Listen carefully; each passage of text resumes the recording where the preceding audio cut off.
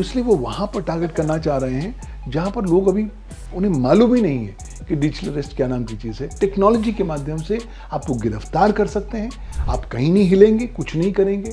Basically होता कुछ नहीं है, आपको डर और पैनिक। हमको तो लग रहा है कि साहब हम दुनिया भर को इम्प्रेस कर रहे हैं, हम ये भूल रहे हैं कि हमारी जो डेटा की उल्टी है वही उल्टी का इस्तेमाल करते हुए हमें टारगेट किया जाएगा। आप कहते हैं चलिए कोई पैसा देता हूँ, मैं इससे बाहर निकलूँ, मेरा पल्ला इससे झड़ जाएगा। Fear of missing out, FOMO, अच्छा मैं मिस आउट कर जाऊंगा, हो सकता है कुछ हो जाए। तो उस लालच में, उस टेम्पटेशन में वो कॉल्स चलती रहती हैं, क्योंकि वर्तमान कानून जो है वो इस तरह के साइबर क्राइम को पूरी तरीके से कवर करने में सक्षम नहीं है। कि अगर आप मेरे को पकड़ भी लीजिए तो मुझे जेल में आप नहीं कर पाएंगे।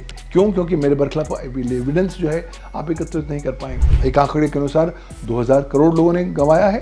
अगर इस सिलसिले से चलता रहा तो 2024 के अंत तक भारतवर्ष में लोग करीबन 4 से 4.5 हजार करोड़ रुपए गंवा देंगे केवल डिजिटल अरेस्ट के संदर्भ में। हेलो एंड वेलकम टू पैसा लाइव। डिजिटल अरेस्ट एक ऐसी चीज है जो आजकल देश भर में फैली हुई है। It's going viral and people are going crazy about it. People are losing money like anything. और आज हम इस टॉपिक पे बात करने वाले हैं one of the top lawyers who specialises in cyber crime, doctor Pavan Duggal. So let's just welcome him to our show. Sir, digital arrest, this is the talk of the town, the boiling topic, hot topic, but बहुत लोगों को प्रभावित कर चुका है। मतलब if the numbers are not wrong, so more than around 90,000 cases have been registered so far। खुद prime minister Modi ने मन की बात में इसकी चर्चा की।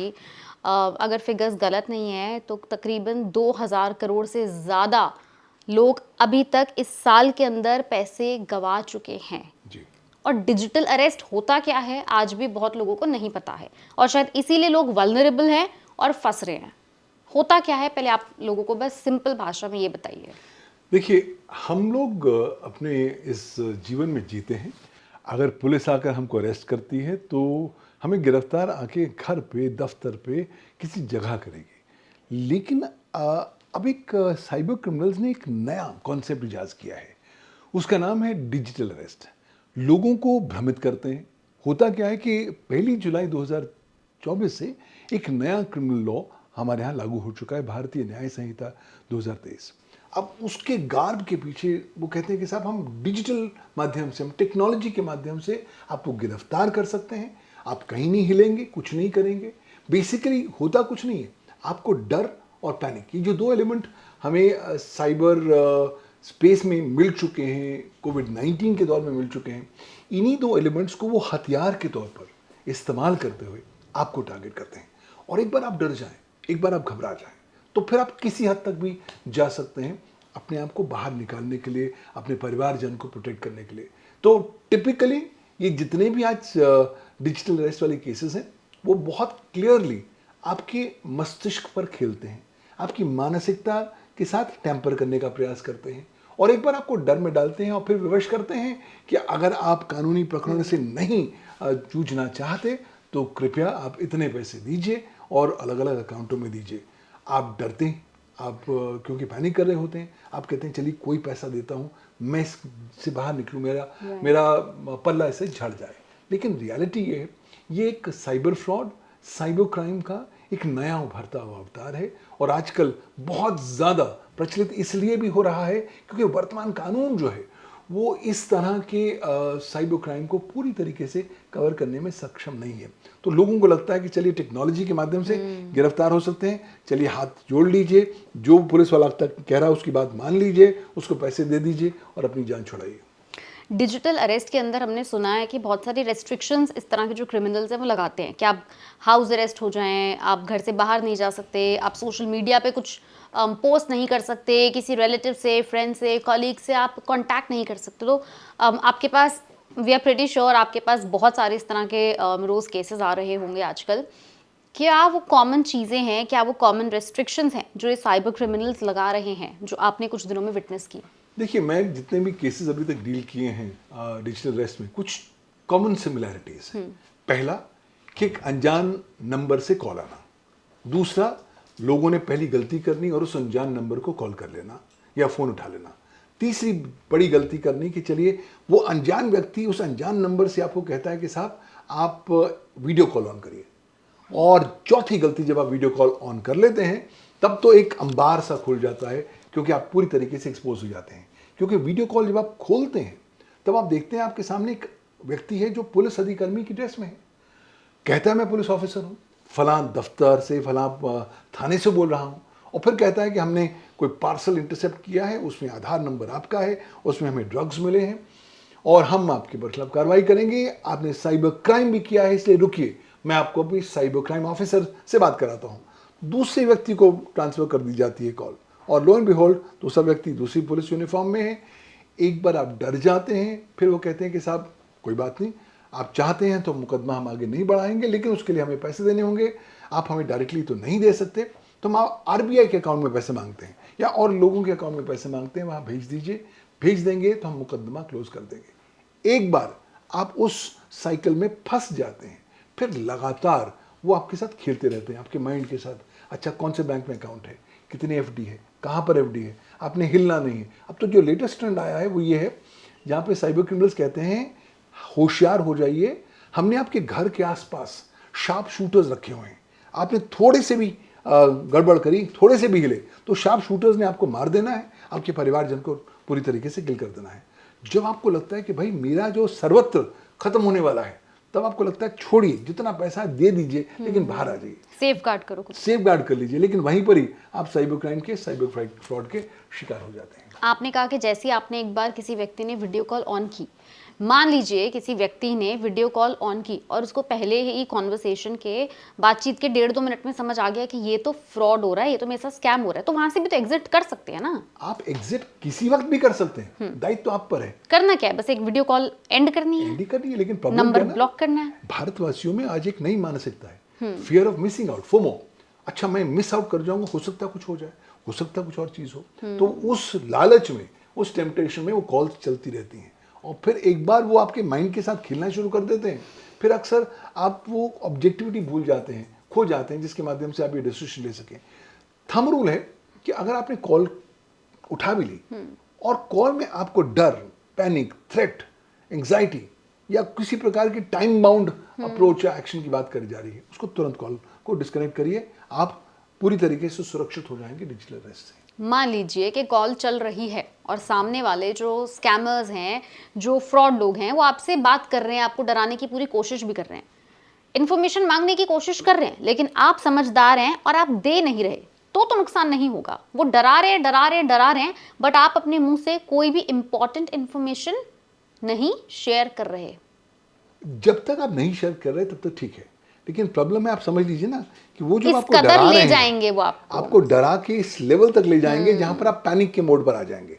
एक बार आपके यहाँ पैनिक आ गया, फिर आप सारी इंफॉर्मेशन उल्टी कर देंगे, उसको उंडेल देंगे बाहर, और एक बार आप इंफॉर्मेशन उन्होंने दे दी, तब उन्हें पता लग जाएगा आपके इस अकाउंट में इतने पैसे हैं, तो वो फिर आपको हैक विवश करते हैं। नहीं, वो आपको विवश करते हैं कि आप खुद ट्रांसफर इंटरनेट करें, बैंकिंग से खुद ट्रांसफर करिए, नहीं कर सके तो बैंक जाइए, अपनी एफडियां तोड़िए, एफडीओ से फिर हमें आरटीजीएस कर दीजिए, और फिर हमें कंफर्म करिए, और रास्ते में किसी से भी बात करिए, अपने पति पत्नी से बात करिए, बच्चों से बात करिए, तो गोली से उड़ा देंगे।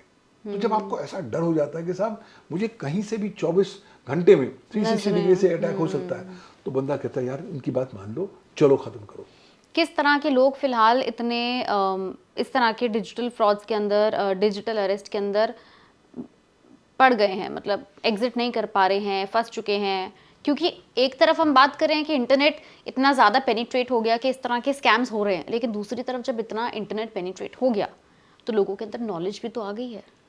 प्रॉब्लम ये है कि कोविड-19 के बाद हम लोग देख रहे हैं कि बहुत सारे भारतवासी डिजिटल बैंडवैगन पर तो आ गए हैं, लेकिन उन्हें प्रिपेयर नहीं किया गया। हमने उनको एक बहुत डीप सी में फेंक तो दिया है, लेकिन तैरना नहीं सिखाया। तो लिहाजा वो इस तरह के जो लोग हैं, जो न्यूली कन्वर्ट्स हैं to digital format, new digital users हैं, वो ज़्यादा फिलहाल इस तरह की चीज़ों के प्रति ज़्यादा वल्नरेबल हैं। और अगर आप थोड़े से भी सूझबूझ, कॉमन सेंस का इस्तेमाल करेंगे, तब आप पाएंगे कि साहब मैं तो इससे बाहर आ सकता हूँ। भाई मेरे हाथ में डिसीजन है ना, मैं कभी भी कॉल बंद कर सकता हूँ। मैं अगर कॉल शुरू ही नहीं करूँगा तो मेरा एक्सपोजर नहीं होगा। शुरू कर भी ली लेकिन देखा गड़बड़ हो रही है, बंद कर लूँगा तो कोई एक्सपोजर नहीं होगा। चलिए मैंने थोड़ी इन्फॉर्मेशन दे भी दी लेकिन पैसे ट्रांसफर नहीं किए, तब भी मैं बच जाऊँगा। लेकिन जब मैं पैसे भी दे जाऊँगा तो चिड़िया है खेत चुक जाएगी, उसके बाद मैं कुछ नहीं कर सकता, सिर्फ पश्चाताप कर सकता हूँ। कोई ऐसे पर्टिकुलर शहर हैं जहाँ पर काफ़ी इस तरह के केसेस उभरने शुरू हो गए हैं? एक नहीं 2-3 शहर हों, या फिर अगर आपको लगता है कि मेट्रोपॉलिटन में ज़्यादा हो रहा है? मुझे लग रहा है कि मैं देख रहा हूँ एक नया ट्रेंड उभर कर आ रहा है। वो है डिजिटल अरेस्ट का कॉटेज इंडस्ट्रियलाइजेशन। डिजिटल अरेस्ट को एक कॉटेज इंडस्ट्री के तौर पर पनपाया जा रहा है, ग्रो किया जा रहा है, और इसलिए उनकी ज़्यादा जो फर्टाइल मार्केट है वो है ग्रामीण इलाके, semi rural area, semi urban areas, छोटे शहर और बड़े बड़े महानगरों के आसपास जो बसे हुए लोग हैं उनको, यानी कि एनसीआर रीजन हो गया। हाँ, शहरों को भी टारगेट करते हैं। बेसिकली क्या है, वो आपको प्रोफाइलिंग पहले से कर देते हैं। उन्हें पता है कि साहब आप किस तरह के बंदे हैं, आपको कितना प्रेशर दिया जाए आप टूट जाएंगे। एक बार आप टूट गए तो फिर आप अपना पैसा दे देंगे। तो मुझे लगता है कि आज डिजिटल अरेस्ट जिस तेज रफ्तार से भारत में ग्रो कर रहा है, और कोई साइबर क्राइम नहीं ग्रो कर रहा। और साइबर क्रिमिनल्स को मालूम है कि कानून में एक खामी Loophole है, है। लूप होल है, कि अगर आप मेरे को पकड़ भी लीजिए तो मुझे जेल में आप नहीं कर पाएंगे। क्यों? क्योंकि मेरे बरखिलाफ एविडेंस जो है आप एकत्रित नहीं कर पाएंगे। तो इसलिए उन्हें लगता है कि हम बेधड़क होकर ये काम करें और जितनी देर होके जितना ज़्यादा पैसा समेट सकें। एक आंकड़े के अनुसार 2000 करोड़ लोगों ने गंवाया है। अगर इस सिलसिले से चलता रहा तो 2024 के अंत तक भारतवर्ष में लोग करीबन 4 से 4.5 हजार करोड़ रुपए गंवा देंगे केवल डिजिटल अरेस्ट के संदर्भ में। आपने कहा कि जैसे कह सकते हैं कि एनसीआर है, टियर 2 सिटीज़ हैं, वहाँ पे लोग ज़्यादा वल्नरेबल हैं, इसलिए जी। ये चीज़, ये ट्रेंड जो है वहाँ पे उभर कर भी आ रहा है। बट हमने कहीं पढ़ा है, बहुत सारे आर्टिकल्स में पढ़ा है कि काफ़ी सारे मेन सिटीज़ के, दिल्ली के बेसिकली बहुत बड़े-बड़े केसेस भी हुए हैं। जाने-माने लोगों के साथ भी ये हो चुका है। देखिए, बहुत बड़े इंडस्ट्रियलिस्ट हैं, उन्होंने 7 करोड़ रुपए दे दिए। हमारे क्लाइंट हैं, उन्होंने 6 करोड़ 20 लाख रुपए दे दिए। हाई एंड केसेस भी हाई हुए एंडेड हैं। केसेस हैं। लेकिन अब साइबर क्रिमिनल समझ गए हैं कि देखिए धीरे धीरे जो बड़े शहरों में थोड़ी बहुत जागरूकता आ रही है, तो इसलिए वो वहां पर टारगेट कतरा करना रहे चाह हैं। रहे हैं जहां पर लोग अभी उन्हें मालूम ही नहीं है कि डिजिटल अरेस्ट क्या नाम की चीज़ है। और समझ लीजिए, जो आप महानगर में हैं तब आप थोड़े से, आपका माइंडसेट ब्रॉड है, आपका मेंटल होराइजन खुला हुआ है, तो आप जल्दी नहीं डरेंगे। लेकिन अगर आप देहात में होंगे, शहर में होंगे, वहाँ पुलिस का डर ऑलरेडी ज़्यादा होता है। राइट। उसके बाद आप देख लें पुलिस अधिकारी आपके ऊपर फ़ोन पर बोल रहा है दीजिए, तो एकदम उनकी मानसिकता के साथ खेलने का प्रभाव करता है। तो मुझे लगता है बड़े शहरों में तो ट्रेंड आएगा ही आएगा। क्यों? क्योंकि वहाँ पर ज़्यादा लोगों के पास पैसे हैं और लोग ज़्यादा वल्नरेबल हैं। लेकिन धीरे धीरे मैं जो देख रहा हूँ, अब धीरे धीरे ट्रेंड जो ग्रामीण इलाकों में जा रहा है, उसका मतलब ये है कि हम अपनी जो डिजिटल यूजर्स रूरल एरियाज में हैं उनको प्रोटेक्ट कर लें तो अच्छी बात है, वरना तो अंधाधुंध लोग पैसे गंवाएंगे। ये सारा डेटा लीक कैसे होता है? मतलब कहीं से तो डेटा या तो वो खुद फेच कर रहे हैं, खुद ढूंढ रहे हैं, टारगेट किस हिसाब से कर रहे होंगे कि यहाँ मतलब ये हमारा पोटेंशियल क्लाइंट हो सकता है, ये हमारा पोटेंशियल, कहीं से तो डेटा लीक शायद हो रहा होगा। देखिए, डेटा तो चारों ओर से लीक हो रहा है, क्योंकि आज की तारीख में भारत के पास कोई डेटा प्रोटेक्शन कानून लागू नहीं हो रखा। तो क्योंकि लागू नहीं हो रखे, इसलिए आपका डेटा, मेरा डेटा, हम सबका डेटा खरीद फरोख्त के लिए उपलब्ध है ओपन मार्केट में। तो आज साइबर क्रिमिनल जानबूझ के इस प्रकार का डेटा लेते हैं उन लोगों का जो एक तो हाई एंड है, दूसरा जो बहुत ज़्यादा सशक्त नहीं है डिजिटल अपने स्किल सेट से, साइबर हाइजीन से, ताकि वो ज़्यादा टारगेट बनाए जा सके। और वो आपको कॉल करने से पहले रेकी करते हैं, पब्लिक डोमेन पर जाते हैं, आपकी तमाम सारी हिस्ट्री ढूंढते हैं कि आप किस तरह के बंदे हैं, क्या आपका प्रोफाइल है, आप कहाँ क्रैक हो सकते हो। तो ऐसा नहीं है कि अंधाधुंध कॉल आ गई और आपको कॉल आया। बड़ी प्रॉपर प्लानिंग चलती है और पूरे अध्ययन के साथ, शोध के साथ वो आपको टारगेट करते हैं। यहाँ मैं एक बात बोलना चाहूँगी, जैसे जो हमारे जेनजी हैं, मिलेनियल्स हैं, बहुत सारे हमारे व्यूअर्स भी ऐसे हैं, इनके अंदर ना एक फितूर है। ये सुबह से लेकर रात तक 100 स्टोरीज डालते हैं इंस्टाग्राम पे। जी। कहाँ ब्रेकफास्ट करते हैं, कहाँ लंच करते हैं, फिर कौन सी कैब में बैठ के, कौन से अगले दोस्त से मिलने अगले रेस्टोरेंट जाते हैं। तो पूरा डेटा इनका बाहर पब्लिक में है और ये जानबूझ के डेलिबरेट दे भी रहे हैं कि लोग देखें कि हम कितने मज़े कर रहे हैं, हमारी फन वाली लाइफ है, मतलब this is how we enjoy. Correct. ऐसे लोग ज़्यादा वल्नरेबल हैं? बिकॉज फिर तो आसानी से कह सकते हैं ना कि आप XYZ रेस्टोरेंट में गए थे, आपने यहाँ पर ये कर दिया, आप वहाँ स्टे करने गए थे, आप उस वेकेशन पे गए थे, वह उस होटल में ये हो गया। डू यू थिंक कि इस तरह अपने आप को ओवर एक्सपोज करना सोशल मीडिया पे could be a bigger threat for you? I think it's a much bigger threat. Problem क्या है कि भारतवर्ष में एक नई क्रांति शुरू हो चुकी है पिछले चंद सालों से। मैं उसको एक नाम देता हूँ, भारत की उल्टी की क्रांति, the great Indian vomiting revolution. भारतवासी हिंदी में vomit फिर कर से रहे एक बार हैं। रिपीट करिएगा। भारत की उल्टी की क्रांति। उल्टी की क्रांति। हम अपने डेटा की उल्टी कर रहे हैं इंटरनेट पर, चाहे वो सोशल मीडिया पर हो, चाहे वो पर्सनल डेटा हो, सोशल डेटा हो, प्रोफेशनल डेटा हो। हमको तो लग रहा है कि साहब हम दुनिया भर को इंप्रेस कर रहे हैं। हम ये भूल रहे हैं कि हमारी जो डेटा की उल्टी है, वही उल्टी का इस्तेमाल करते हुए हमें टारगेट किया जाएगा। तो अगर आप आज जेन जी हैं, आप टिपिकली 50-100 स्टोरीज बार बार डाल रहे हैं, तो आप अपनी हर चीज को डॉक्यूमेंट करते जा रहे हैं। तो आपको प्रोफाइल करना बहुत आसान है। और अब तो आर्टिफिशियल इंटेलिजेंस आ गया है। साइबर क्रिमिनल जो अब डिजिटल अरेस्ट के लेटेस्ट केसेस आ रहे हैं, उसमें वो आर्टिफिशियल इंटेलिजेंस और डीप फेक का इस्तेमाल कर रहे हैं। क्योंकि वो आर्टिफिशियल इंटेलिजेंस के माध्यम से आपका जितना भी वर्तमान डेटा है इंटरनेट पर, उसका अध्ययन करते हैं, एनालिसिस करके, और फिर बताते हैं कि साहब हमें यहाँ पर इन्हें टारगेट करना है। तो कोशिश तो अब ये होनी पड़ेगी कि अगर हमें अपनी निजता को, अपनी प्राइवेसी को बचाना है, तब तो हमें कहीं ना कहीं सेल्फ रेस्ट्रेंट करना पड़ेगा। ये जो उल्टी डेटा की हम करते जा रहे हैं, उसको रोकना होगा। सारी दुनिया को पता होने की आवश्यकता है ही नहीं कि साहब मैं सुबह क्या कर रहा हूँ, दोपहर क्या कर रहा हूँ, शाम क्या कर रहा हूँ। We have to be mindful of the fact that if we are careful about protecting and preserving our privacy, तब तो हमारी प्राइवेसी प्रोटेक्टेड और सुरक्षित रह जाएगी। लेकिन हम अपने पूरे घर के दरवाजे खोल देंगे और कहेंगे साहब ऐसा है, कोई चोर नहीं आएगा, तो गलतफहमी हमारी है, चोर भी अंदर आएगा, हम टारगेट भी होंगे और हमें नुकसान भी पहुंचेगा। अगर जैसे कि हम बात कर रहे हैं डिजिटल अरेस्ट की, मान लीजिए कोई एक व्यक्ति है जिसने कॉल भी उठा ली है, उसने वीडियो कॉल भी ज्वाइन कर ली है और उसे अब समझ आ गया 40-50 सेकंड में, 2-4 मिनट में कि ये गलत हो रहा है। जी, क्या वो ऐसा कोई व्यक्ति जो ऑलरेडी फंसा हुआ है, क्या वो वीडियो कॉल के दौरान रिपोर्ट कर सकता है देन एंड देयर? अगर हाँ, तो कहाँ रिपोर्ट करनी है, कैसे रिपोर्ट करनी है? देखिए अगर आप थोड़े से भी जागरूक होंगे, थोड़े से ऑब्जेक्टिव होंगे, तो आप बहुत कुछ कर सकते हैं। कॉल चल रही है, चलने दें। दूसरे डिवाइस से 1930 पे कॉल करिए, 1930 राष्ट्रीय साइबर क्राइम हेल्पलाइन नंबर है, वहाँ पर शिकायत कर सकते हैं। लिखित में करना चाहें तो राष्ट्रीय साइबर क्राइम रिपोर्टिंग पोर्टल है, cybercrime.gov.in, वहाँ पर रिपोर्ट कर सकते हैं। और अल्टीमेटली हम इस प्रेशर में क्यों आए? उस कॉल को अगर बंद कर देंगे तो आसमान नहीं गिरेगा, ये बात को हमें समझना है। अगर हम इस कॉल को बंद कर देंगे तो ऐसा नहीं है कि कल सुबह सूरज नहीं उगेगा। जब सूरज उगेगा तो हम अपने आप को अननेसेसरी प्रेशर में क्यों डाल रहे हैं? लेकिन क्योंकि हमें लगता है कि शायद हम मिस आउट ना कर दें, हो सकता है पुलिस हमारे घर पे आ जाए, वो क्यों डर होता है, वो सोशल ऑस्ट्राइजेशन का एक बहुत ज़बरदस्त फियर होता है, उसकी वजह से बंदा कहता है चलो सुन लेते हैं, चलो थोड़े 2-4 पैसे दे देंगे। अब वो 2-4 पैसे कहीं 2 लाख में और कहीं 2 करोड़ में घुस जाते हैं, वो आपको अनुमान नहीं होता। और अगर कोई ऐसा व्यक्ति जो पैसे दे चुका है, जो फंस चुका है और बाद में रियलाइज हुआ कि ओ बहुत बड़ी गलती हो गई, वो कहाँ रिपोर्ट करें? वो भी आपके पास 3 विकल्प हैं। आप 1930 पर रिपोर्ट कर सकते हैं, राष्ट्रीय साइबर क्राइम रिपोर्टिंग हेल्पलाइन है। आप cybercrime.gov.in पर जा सकते हैं। आप अपने लोकल स्टेट पुलिस की वेबसाइट पर जाकर भी रिपोर्ट कर सकते हैं। बहुत सारी आजकल स्टेट पुलिस आपको ऑनलाइन एफआईआर की सुविधा भी प्रदान करती है अपनी वेबसाइट पर, वहाँ पर भी कर सकते हैं। लेकिन एक चीज़ भूल लीजिए, वो समझ लीजिए, वो ये कि अगर पैसा गया तो 99% पैसा वापस नहीं आएगा।